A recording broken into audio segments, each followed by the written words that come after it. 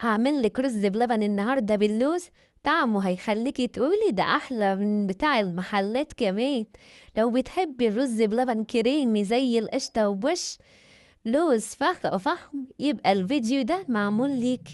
النهارده هعمل لكم من الاخر احلى رز بلبن باللوز، ناعم وكريمي ومش بيعجن ولا بيهبط. استنوا بس لاخر الفيديو، هتشوفوا رز بلبن معمول زي بتاع افخم المحلات الحلوين. السر في رز بلبن مظبوط، مش سايح ولا تقيل. دقيقة واحدة وهقول لكم على السر. السلام عليكم ورحمة الله وبركاته. اللهم صل وسلم وبارك على سيدنا محمد وعلى آله وصحبه وسلم. النهاردة هنعمل مع بعضينا وصفة حلوة وسهلة بس طعمها فخم جدا. رز بلبن باللوز، ناعم زي الحرير وكريمي وبوش لوز يفتح النفس، والأهم إنه مش بيعجن ولا يكلكع. يلا بينا نبدأ، بس ما تروحش بعيد عشان في آخر الفيديو هقول لكم سر يخليه يطلع زي المحلات بالظبط. بس يا ريت نتابع الفيديو للآخر، ما تنسوش تعملوا لي إعجاب ومشاركة لكل أصحابكم وحبايب. نسمي الله ونبدأ مع بعضين. جيب كوباية رز، انا معايراها كوبايه واحده بس هنشتغل بيها النهارده في الرز بلبن بتاعنا.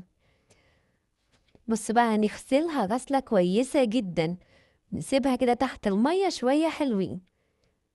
دي اهم مرحله لان الرز لازم يتغسل كويس وتبقى الميه صافيه كده عشان يطلع نضيف ومش معج.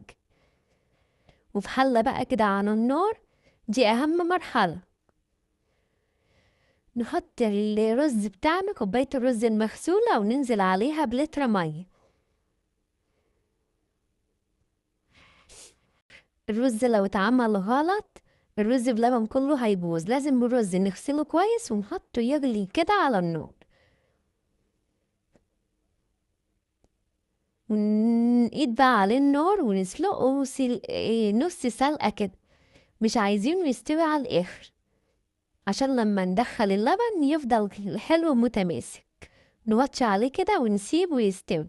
شوفوا بقى بعد ما استوى نص السلقة بتاعتنا جميل ازاي. شايفين الرز بدأ يستوي بس لسه ماسك نفسه، ده المطلوب بالظبط.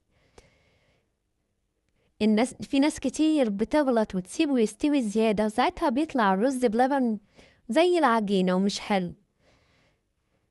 لكن كده بس الرز بتاعنا حباية بحبايتها، وفي نفس الوقت نزلت النشا منه وخدت اللي أنا عاوزاه، سويته زي ما أنا عاوزاه.